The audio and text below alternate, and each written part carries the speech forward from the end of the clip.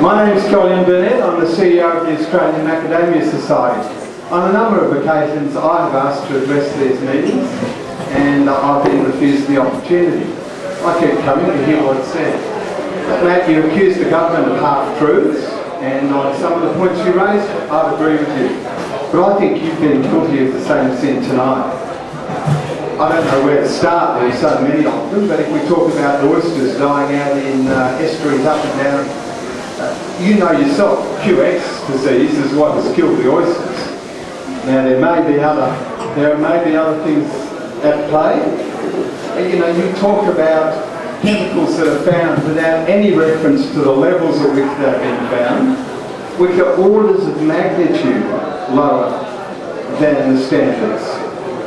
You talk about release of the report as though it's a foregone conclusion the report will support what you're saying. We're arguing for release of the report because we actually believe the report will vindicate the farmer involved and other activities.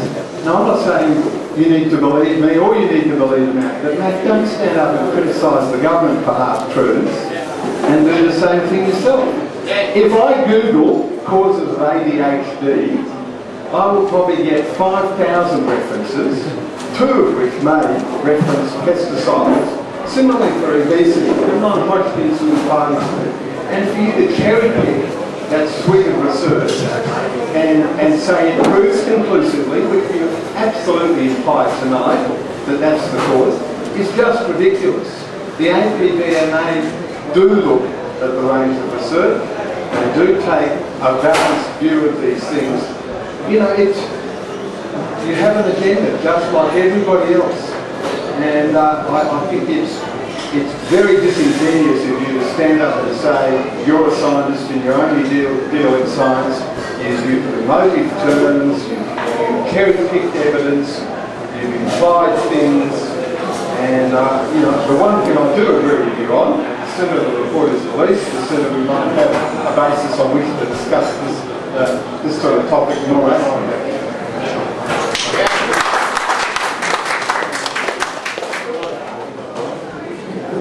Just a couple of comments, Joggin. There's been an opportunity for the macadamia farmers to organise meetings endlessly. Notably, you haven't invited me to any. Why is it my responsibility to create a meeting space for you? I'm doing this off my own zero budget. Thank you though for making it seem like I should be helping you more. I'm doing everything I actually can.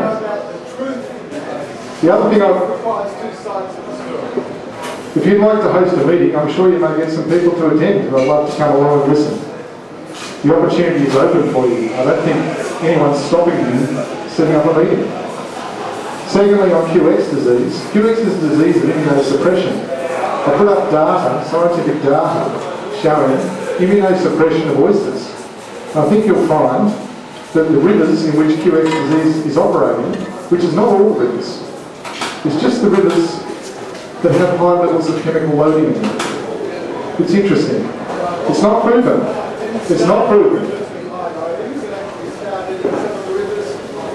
So the science thing, Julian, I feel quite comfortable in the presentation of science, and all of those papers are presented as they are published. The authors say the risks are this. There may be other causes too. I agree. There are other causes. But those papers, that doesn't discredit the papers. The papers still stand on their own, and that's what I was presenting. Just like to make a comment. In fact, Water Watch Australia since 1990 has actually councils for many reasons have pulled Water Watch down and not giving the data that is required. Now, Water Watch is a very important function. I've been involved in it for many years. In fact, I've started it in Europe, in Russia, the United States, and we have assessed the rivers globally, and we have found that there have been many chemicals produced by agricultural purposes, by industry, and yet no government, no council really wants to clean up.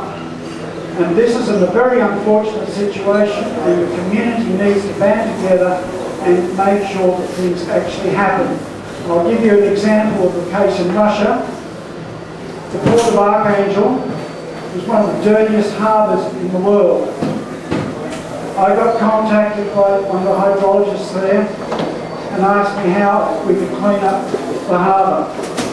I gave them the information how to do it, and within 3 weeks the whole town went against the communist government, and guess what? They cleaned the harbour up and it is now clean. It is no longer radioactive, it has no longer mercury, it has no endosulfans or any other chemical product in its harbour. Now this is something that we can do in this country, but we need to do it together. If we don't do it together, we're going to cause a very big problem called salinity, which is going to ruin our farms, it's going to ruin our rivers, and it's going to ruin our aquatic life, and also the invertebrates that help produce good soil.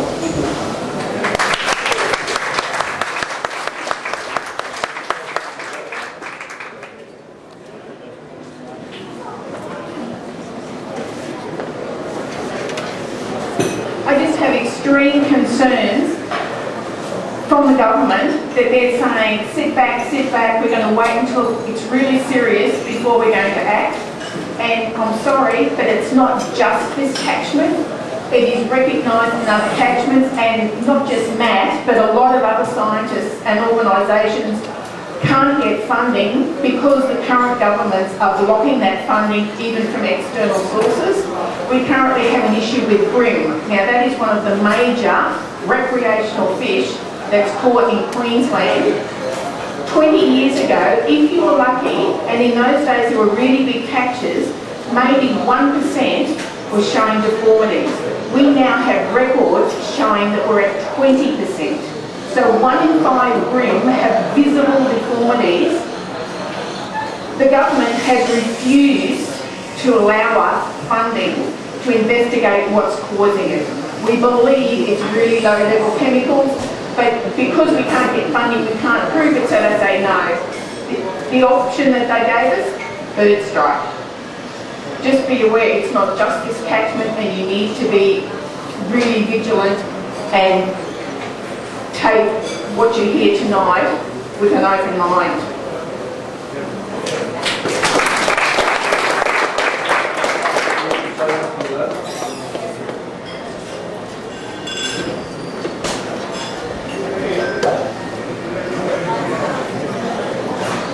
When it's all boiled down, is it greedy, powerful industrial lobbies that are stopping this?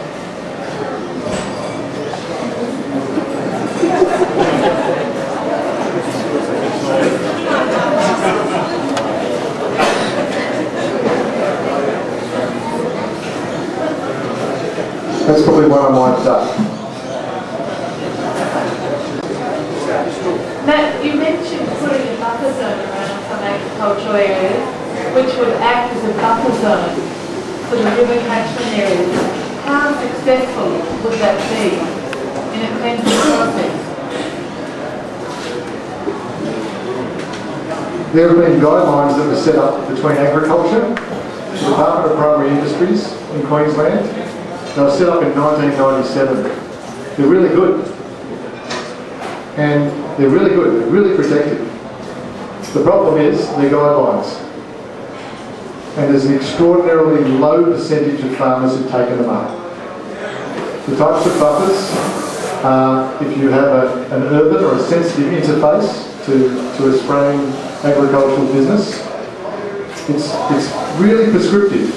You plant 40 metres, a 40 metre width of certain vegetation that has leaves all the way from the ground, all the way up to 1.5 times the height at which the chemicals are being sprayed.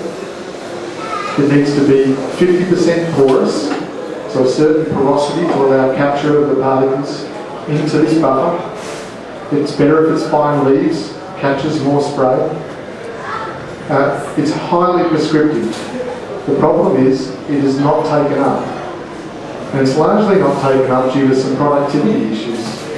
If you've got X hectares of land, the temptation is to plant all the way to the edge. And get another couple of rows if you can. That's a temptation. It's a commercial reality. There's a commercial reality. We can change that. We can say, well, we'll fund you to take those 2 rows of trees out because we'd like a healthier river. We'll take those 2 rows of trees out. We'll pay you for the productivity that you've lost, so the farmer is not out of pocket. Well, it's interesting you say that. This is actually happening in Victoria. Well, that's right. No one is funding you now. That's right. In Victoria, there's a group of farmers around Corner Inlet, and the commercial fishermen came to them and said, we're worried that the effluent, the nitrogen and phosphorus, the fertiliser off your country is killing the seagrass. The fishermen invited the farmers out on their boats. They took them for a tour of the pastures of the water.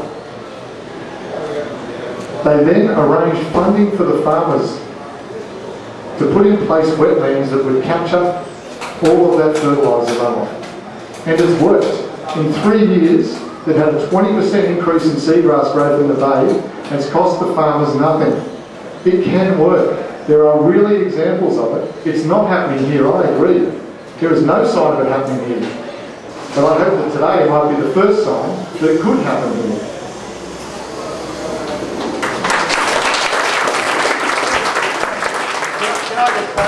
That's it, we've run out of time. There is $50,000 worth of incentive funds for buffer plantings, for sediment use control in the Kin and Middle Mary, so to say it's not happening is incorrect. There's been a project the last 2.5 years of a couple of Kin looking at best practice for sediment waterways. The benchmarking, he said a low level of adoption. He talked about the spray drift buffers, but in terms of riparian and wetland buffers, we've benchmarked it and about 50% of farmers have got what we consider best practice.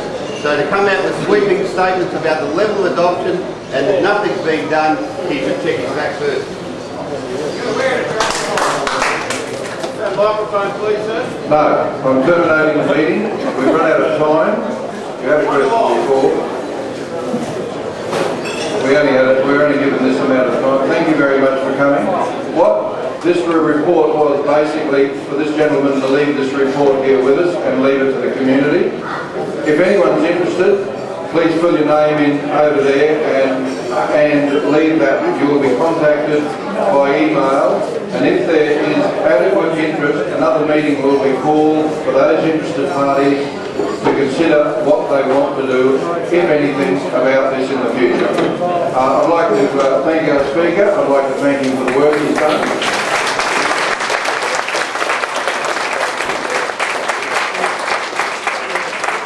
And I'd like to thank all the people who came, including all the questions. Thank you very much.